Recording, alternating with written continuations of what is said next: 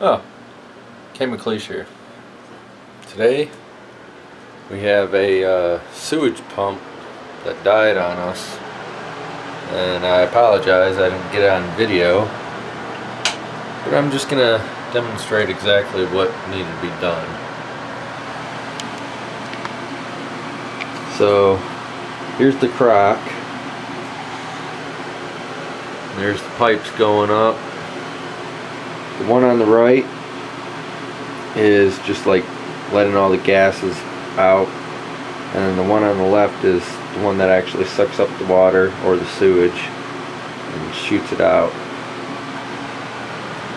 The person that was here before, we put in this flooring. They put a bunch of grout on the side there, so I had to chip away all of that.